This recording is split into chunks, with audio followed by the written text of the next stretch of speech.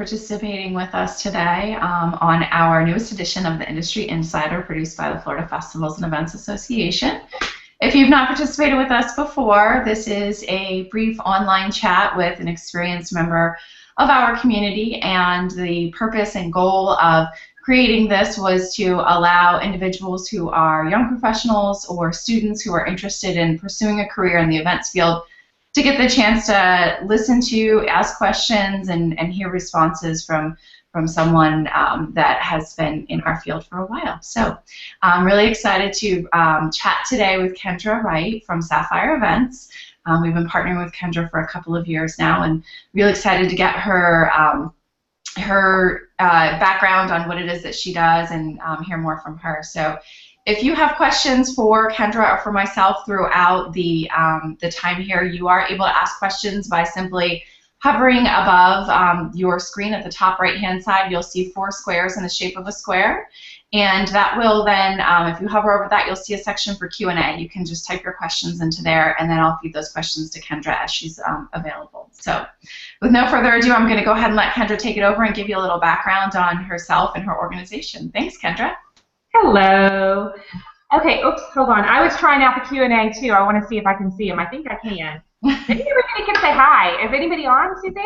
I'm hoping. You know, there's a little bit of a delay, Kendra, so I'm not sure, but I will actually, what we'll do is we'll ask you if you're on, if you can just go ahead and type in the Q&A who you are and where you're with, and I can kind of go through that with you later, Kendra, once we get through that delay. That'd be awesome. Okay, well, I'm Kendra Wright. I'm actually sitting here in Austin, Texas today. I was going to look up how it is in Florida today. It's really warm here. It's about 83 degrees. So spring has finally sprung here in Austin. And like Suzanne said, I have a company called Saffire Events. And I have actually had my company since about 1998, but we started the Saffire part about 5 years ago. And before that, we did mostly corporate work. We did work for big companies like Jeep, Chrysler, Dodge, Nike, Keen Footwear, Panasonic, Intel, Frito-Lay. We just did really big corporate work. And I really loved it, but I felt like a few years ago when an event contacted me and said, you know, would you be willing to do our website? I just thought, that sounds awesome. That sounds really fun. I just thought that it would be something I could really get my sink my teeth into. I sat at Starbucks for like 3 nights in a row, just typing away on this proposal. I was going to win it, and I did. I actually contacted about 25 web developers, and we won that job. And when we did, it just kind of was like, this is what we're going to do instantly. I mean, in Starbucks, we made the decision, like, we're going to make this if we get this job, we're going to make this. And when I actually pitched that client, I said, if I do this job for you, I want you to know that we're going to go pitch it out to a bunch of people. And I basically made them a deal, a heck of a deal they couldn't refuse, so that they would let me go pitch it. And that's how it all started a few years ago. So. Wow, that's awesome. So how many clients does Saffire, talk more about what Saffire actually does. We'll start there. Okay, so we have a platform where we build websites for fairs, festivals, venues, rodeos, and destinations like CVBs, Convention and Visitor Bureaus, some chambers, some cities, but basically people that are marketing places and things to do. And so, of course, festivals fits into that. And basically, we have a platform called Saffire where we give them a website that is really beautiful, unique, and that they can manage themselves easily. And most of our clients have, before they contact us, they have one of two things. They either have a really ugly website, sorry, or they have a website that's maybe moderately, okay, pretty, but it's really, really hard to manage. And, or maybe they have to double manage it, like if they have entered an event one place, they have to enter on the other. So we basically try to give them everything they need to be able to manage a website really easily, really hopefully joyfully, and then they can manage it themselves and just not have to, they can call us anytime, but mostly they can do it themselves, which is obviously something we all kind of like to DIY, you know, our jobs, you know, when we can. So. Right. So when you say do it yourself, you mean the person doesn't have to know how to write code or do any of that fun stuff? No, no. You can drag and drop, basically. It's like ordering a book on Amazon. If you can do that, a book. It's old-timey. But anyway, you can order, order up some instant video on Amazon. You can use Saffire. It's really easy, drag and drop. type it in like Microsoft Word. It includes things that really festivals need, like volunteer forms, facility rentals. A lot of festivals rent their facility, or they have vendor applications. We kind of joke we like to get them off the PDFs, and off the binders of PDFs, because a lot of them have that before Saffire. So we have it where they're all imported into an Excel spreadsheet, things like that, and just really trying to make their lives easier. And I'm trying to think of what else. Sponsors. There's just certain things that every festival has. Sponsors, vendors, volunteers, usually boards directors, all those kinds of things we really have built already in to make it really easy to have those things.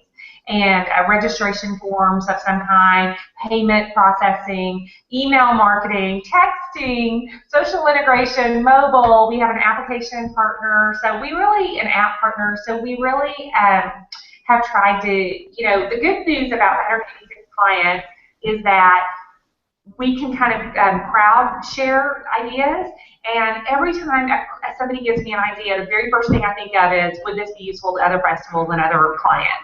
And usually the answer is yes. So we have this giant list of features we want to add to Saffire. We're constantly sifting through, because I think if you add everything, then your product might become too hard to use because it's just too laden with features. But we want to have just that right amount. We're very careful about it. I would say, of the stress of running a company, just deciding exactly what the product's going to do on an ongoing basis is one of the hardest parts, and how it's going to look and how it's going to integrate and how it's not going to be too overwhelming and things like that. So.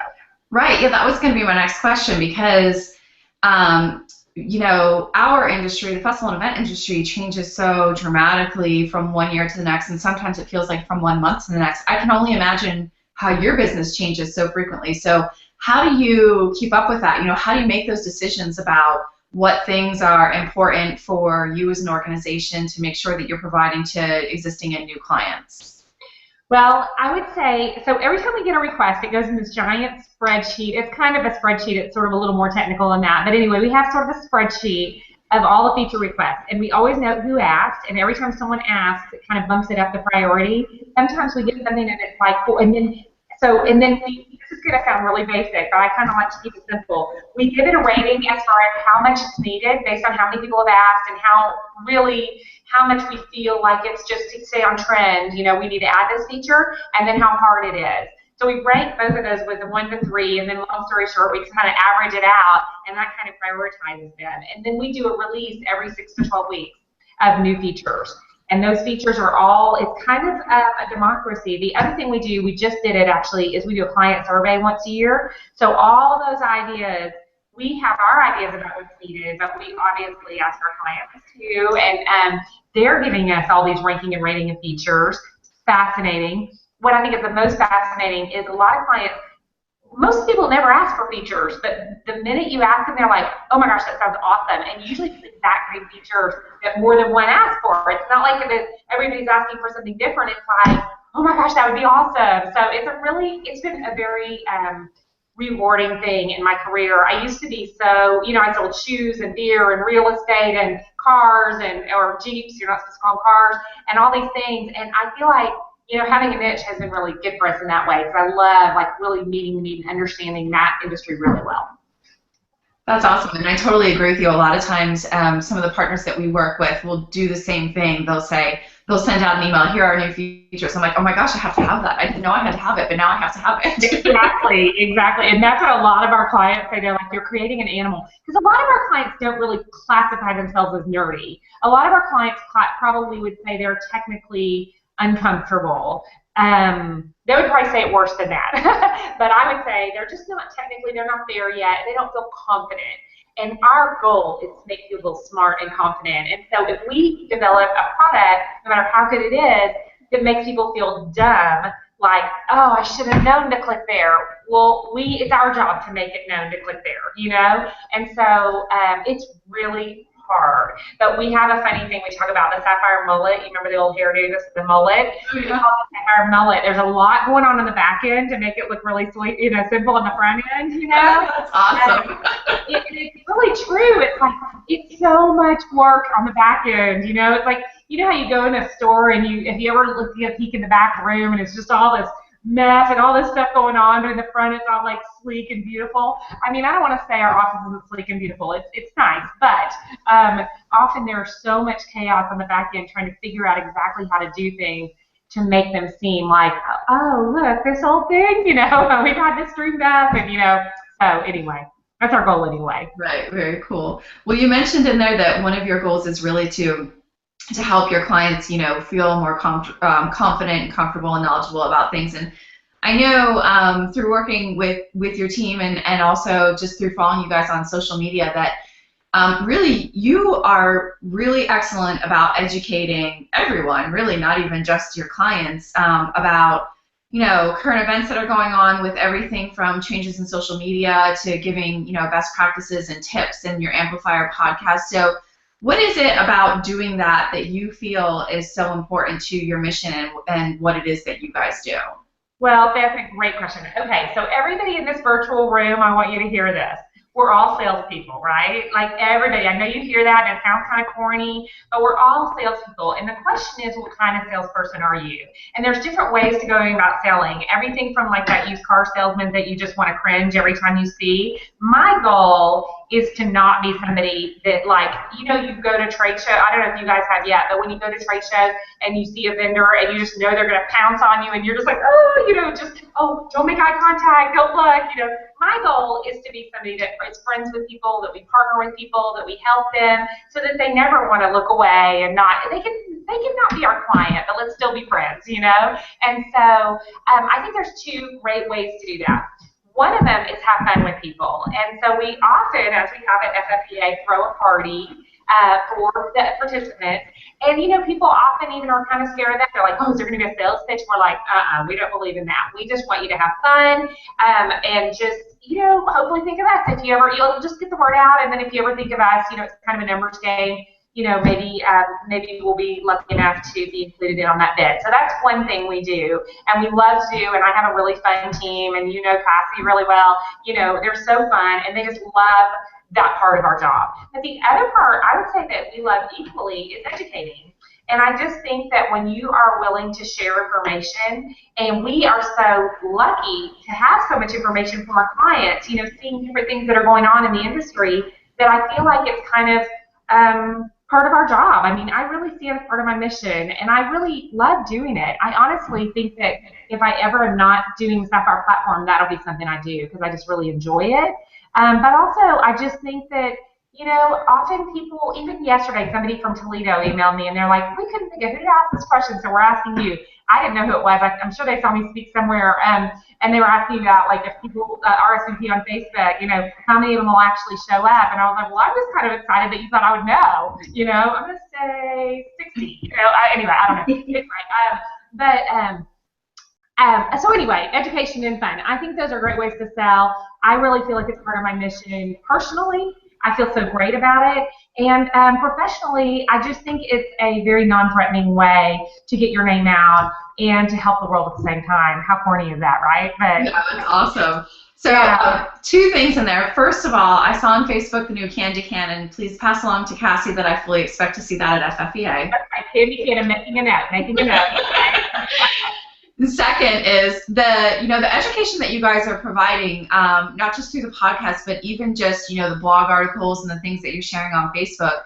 I really look to use you guys as a resource for some of that, and then in turn, some of my members are looking to me as a resource for some of that. So my question to you is, and I get asked this question sometimes, how do you keep up with it all? I mean, do you have certain designated people on your staff that are assigned to certain things, or are there educational components that you make sure that your staff is always goes to a specific, conference, or, always reads a certain blog every morning, or how do you kind of create that content and come up with it? Well, so I would say, and you had told me earlier that there are people earlier in their career that are here, and so here's what I would say about me earlier in my career. I didn't have time to learn, I always was doing my job, I was running, I was working so hard, but I never really had time to read articles, listen to podcasts. Well, they didn't have podcasts then, but I never really had time to learn. And I just think that's so hilarious because I've noticed this as I've done podcasts, that the people that are the most successful are so willing to learn. And I feel like that I'm not putting myself in that category, but I'm just saying that I have really felt that my willingness, interest, etc., to learn has grown it's like the more you know, the more you want to know, and I really prioritize it. So in the morning, I usually read several different newsletters, and I don't have time, I know. But I feel like that it is in the dog years, of the internet, if you don't keep up, I feel like you're just behind in just such a short amount of time, especially with Facebook. Facebook is insane. The amount of change that happens on Facebook on such a constant basis. I will say that I've been speaking about Facebook marketing for years, and I don't believe I know for a fact I've never once been able to repeat a presentation without changing at least a third of the slides because everything changes so fast on Facebook. So I think it's kind of a necessity in our industry. And I think that if you get into this industry, similar to the event industry as a whole, you got to like change. You got to be that kind of person that's like, let's do something different. Let's try this.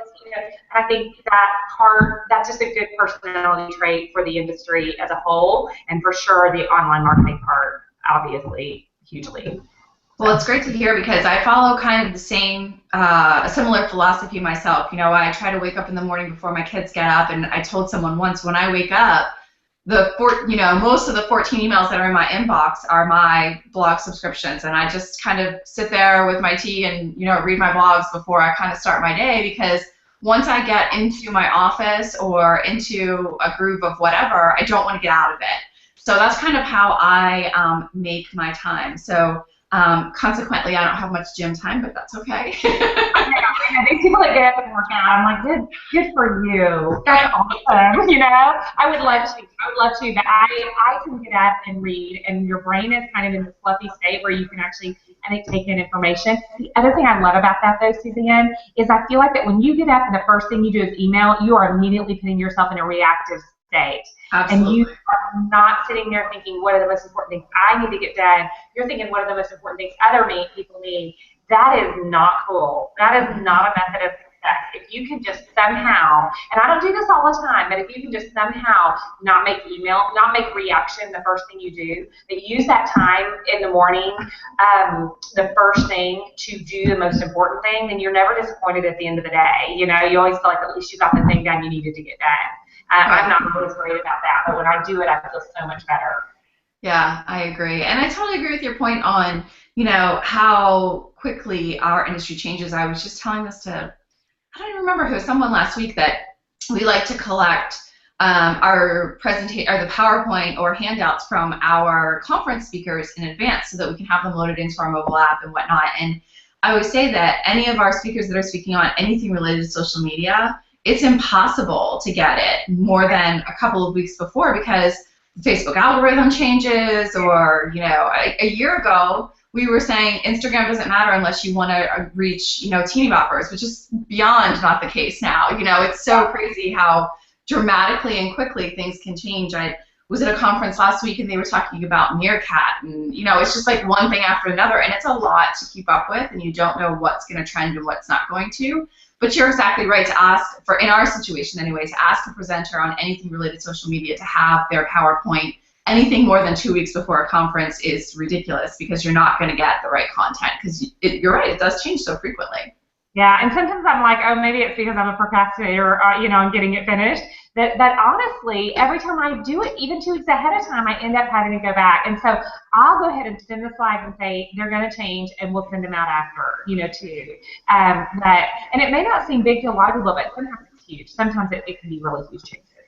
Yeah, absolutely. Especially in the case of the Facebook algorithm. I mean, you just don't know. I mean, and people like you that are in the know, that have that relationship, that are working with other social media companies where they're doing buying through Facebook and other social media. They may be more in the know earlier than everyone else, but certainly not before Facebook, that's for sure. Well, I think the biggest change that's happening, even more than the algorithm, is always the advertising, the user interface of the advertising platform. It just changes, and it's getting better, but it just changes so frequently that it's kind of hard for me to be happy that it's getting better because it's so hard even to learn, even if it's easier. It's a lot better, though. If you go to like facebook.com/ads or whatever, it's a lot more intuitive. Oh my gosh, so much more than it used to be, and more powerful without having to get this power editor, which is the most geeky thing. So I think they're moving in the right direction, but like I said, sometimes I'm just a love-hate relationship because I just want to show people how easy it is, and then I'm like, okay, I gotta go learn it the night before, again. I mean, relearn, and it's so different, but it is, anyway, a little bit of a tangent, but I think it is pretty indicative of the way our whole industry is as a whole, and especially online marketing part.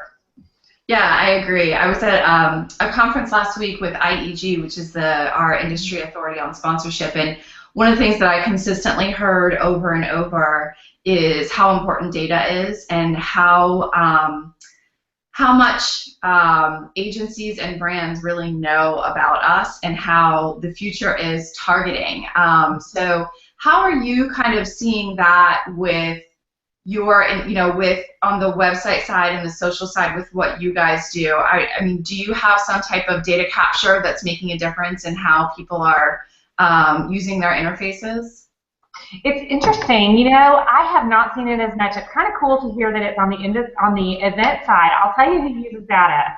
CVBs, convention and visitor bureaus, who have so much to gain as a whole city. Every restaurant, every shop, every hotel, etc. They are using data. So I think if we're looking at industry knowledge, I think looking to them, I've just been shocked every time I go to a convention because the people around, they don't look that nerdy, but I'm like, you guys are pretty nerdy. You've got a lot of appreciation for data. I have to say, I think events don't appreciate the data near enough. I love when a client calls me and asks me a question about Google Analytics or a question about retargeting, which is like when you go to Facebook or even Google, you search for something, and then all of a sudden it's following you around, it's following you around on the internet. That's called retargeting. That is a huge practice, and I think it's really important because it takes people like 7 times or whatever, to respond. Sometimes people say, and so you can email them. You can upload your list to Facebook. I mean, there's a lot of things you can do with data.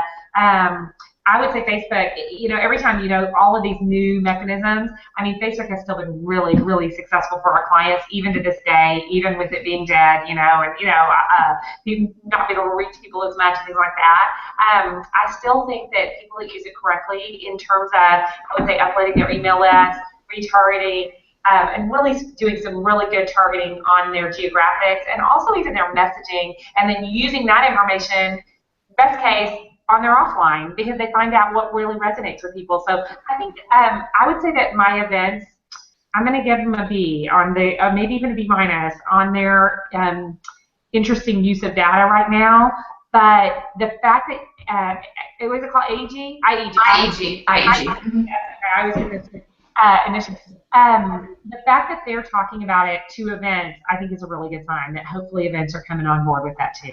Right, and I think for you, with your clients, you're going to probably first see it a lot more. I know you said you're seeing it in CBBs. I think the next place you're going to see it is venues. Because what I consistently heard from venues was they're using iBeacon technology and whatnot while their patrons are on site at the venue to capture data about them to be able to then target, their specific demographic later on. So I think with your venues is where you'll probably see it big next, and then hopefully fairs and festivals will follow suit. Well, and I think it's just the bang for the buck.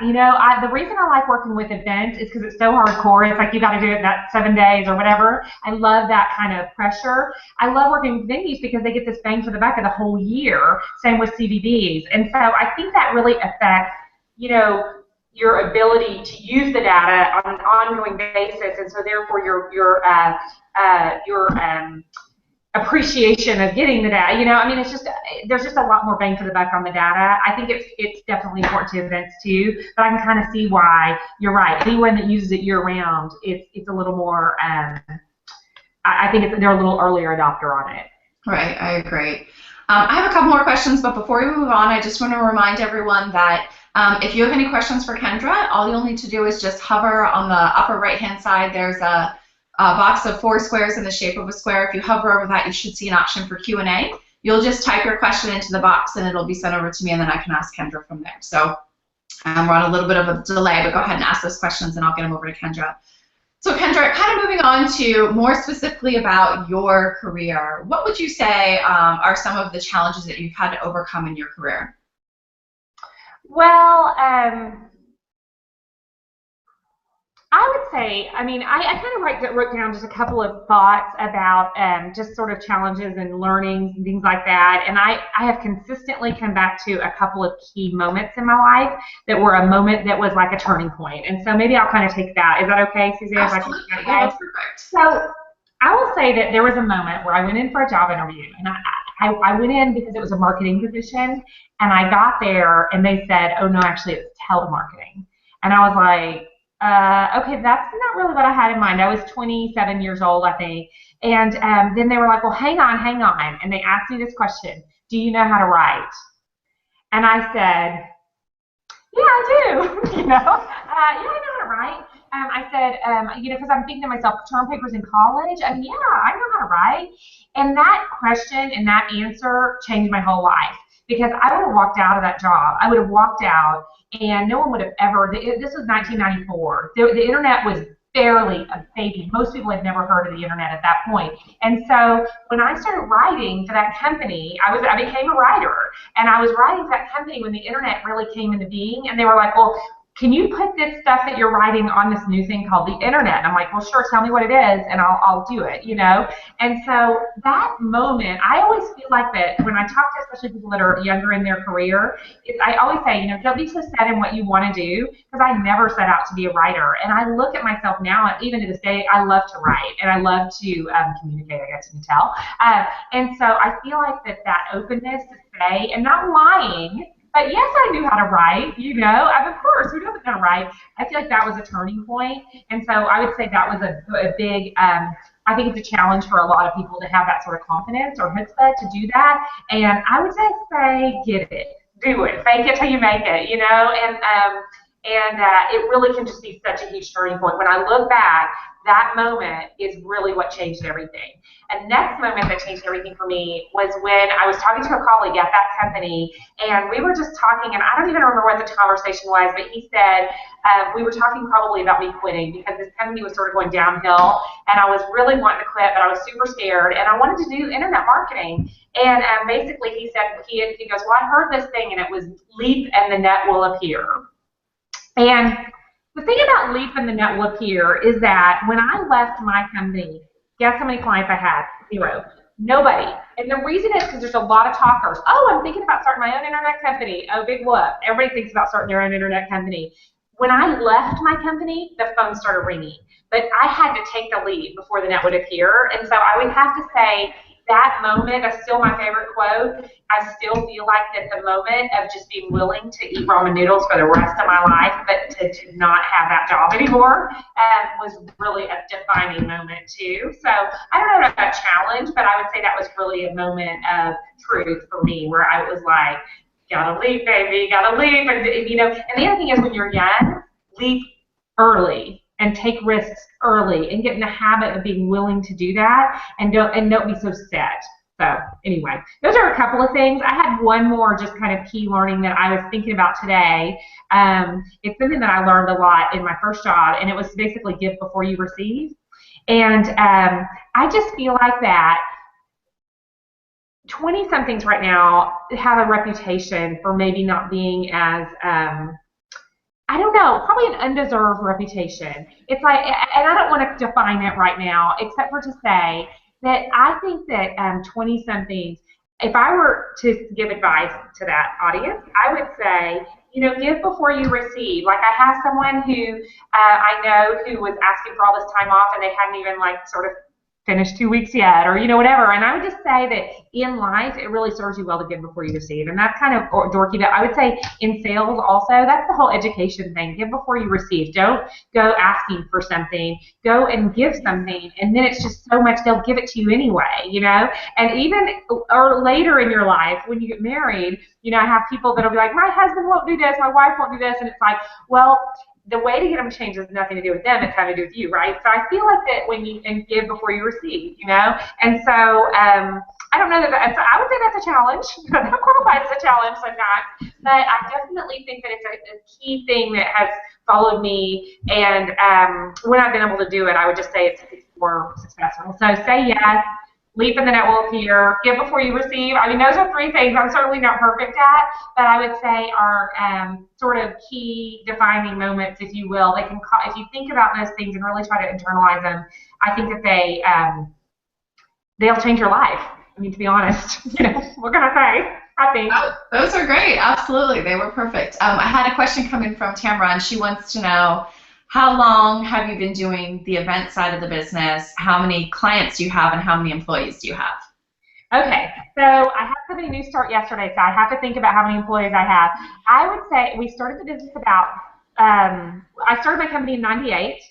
I left, and then it appeared in 98, and then I started doing this part of the business. I think it's 5 years ago, but it might be coming up on 6 now. I may have to change all my slides that say 5 years. And then we definitely have to change the slide because we just got a new client yesterday. Every day it feels like we're getting a client, but we have 186 clients as of yesterday. Wow. And I know, it's insane. The fact, when we reached 100, I was in the car. I'll never forget where I was when we reached 100 because it just felt so momentous. And I really got teary-eyed. I cried. I was like, I can't believe it. It was such a dream. Now thinking about 200, I can't even fathom. It's just almost beyond my imagination. And to do that, I was hoping that we would be able to scale it and never grow, like we would be able to serve all these clients the same amount, or way more clients and not scale. But that's not true. You still have to scale. And we have a job opening right now for another sort of customer experience person. But I think we have maybe 18 people that work for us now. I think we just hired our 18th. Maybe we have a 19th. Maybe we'll have 200 clients before we have 20 employees. Maybe that's a good goal.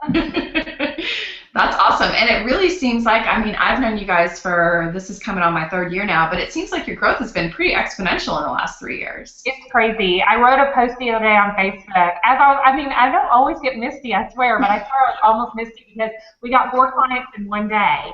And the first 2 years of having Saffire, we got 4 clients. That's during amazing. the first 2 years total. Yeah. So Cassie Roberts coming on board, I'm sure hopefully people know Cassie. I was trying to do sales and run the company and design the software, do all this, and it was a little much probably. And when I finally left and hired Cassie, it's the best thing I ever did. She'll be with me, I think, for a very long time. But yeah, it was one of those things where we finally had a story, after a 5th client, and then it started getting better. But I will say it has been really, it's a lot easier to sell Saffire now. I feel like my goal in the industry is that, nobody gets fired for choosing Saffire. We're safe, we're trustworthy, we're known, we're reputable, we're helpful, we're good Girl and Boy Scouts, and I would say that in some audiences that's really true. I think nobody gets fired for choosing Saffire. You're never, I know it's true, but I'm just saying I think it's even known to be that way because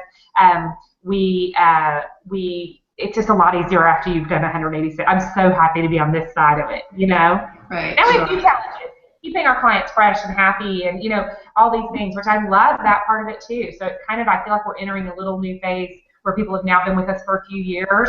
I don't want them to look anywhere else, so I have to, continue being, just as excited and fresh with ideas and things like that as I was before.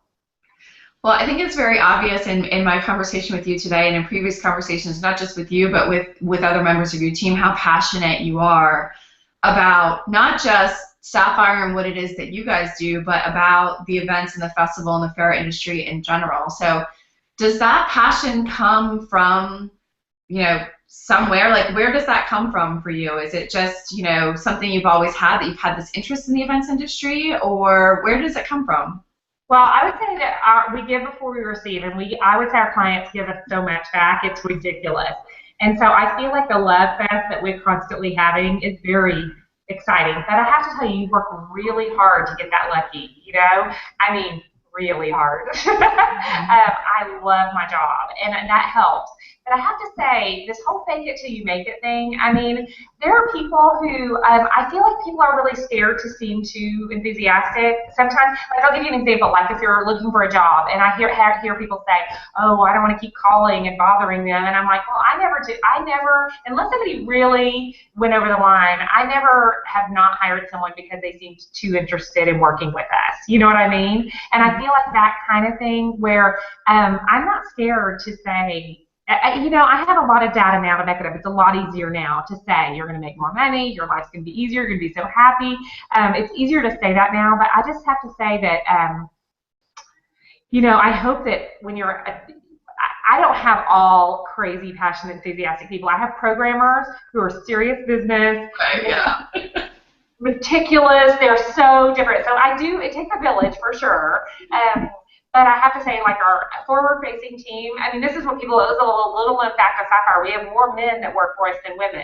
And people always think people always think of us as a woman-owned company, but also, I hope they don't think of it exactly that way, but anyway, it's true.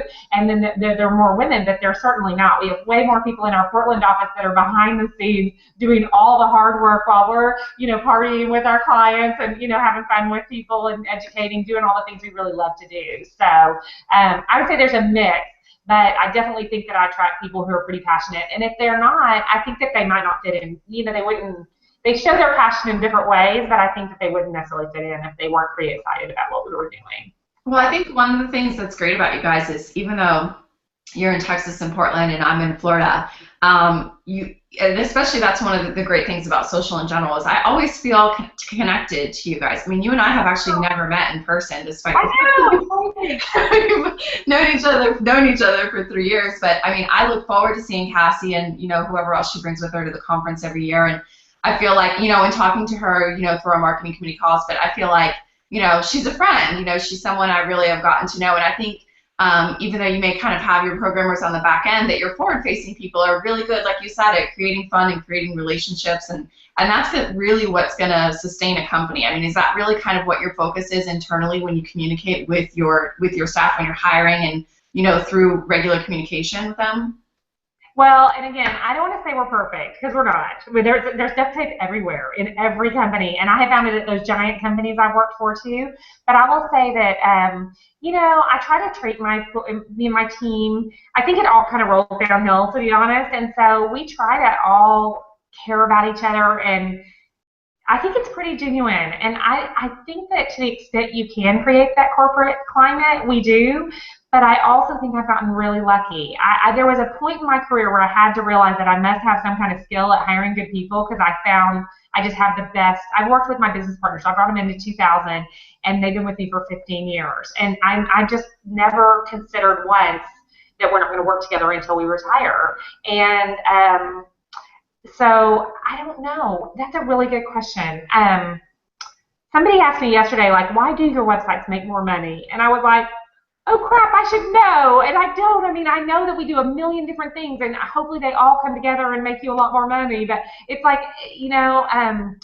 I think I've gotten lucky. My tennis instructor used to say luck and skill, LNS, luck and skill, and I mean, maybe it's LNS, I don't know. I really don't. I've gotten really lucky.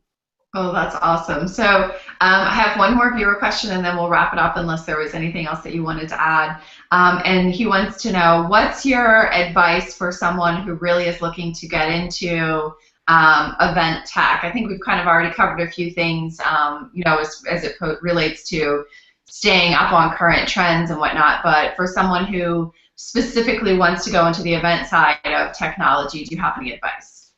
Well, I guess the thing I would say, and I think this is whatever industry you decide you want to get into, I would say that everybody always asks me, especially about starting a company, how do you decide how to bill? How do you decide how to charge?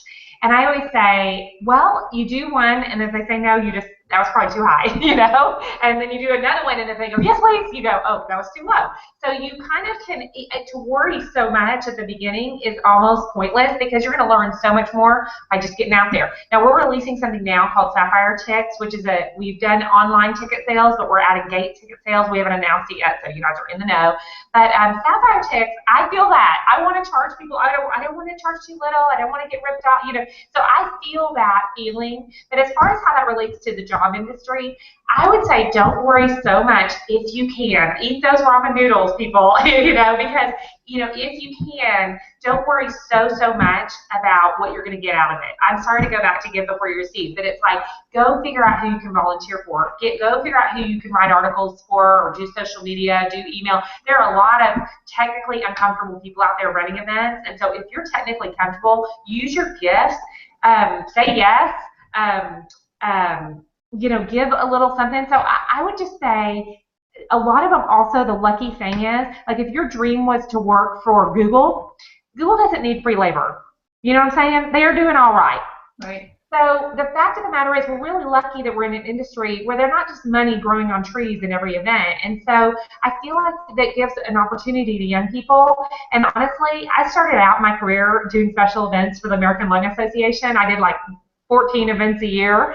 And I will say that in my opinion, that experience that I got there, although you could have like had a pallet of, you know, bed in my office, I stare so much, that was the best experience I ever could have gotten. And I will tell you, I did not get paid much. And so, but it was everything, you know, just getting to do everything. So I would just say just any way you can get in and do things and build up a little reputation, build up a little portfolio, start saving stuff you're doing, things like that, and then just start parlaying it, and then just, you know, looking for ways. Who do you know that might need this, or, you know, things like that to people, you know. I would just say get started, and don't worry really so much about what you can get out of it if you can afford it. You know, I mean.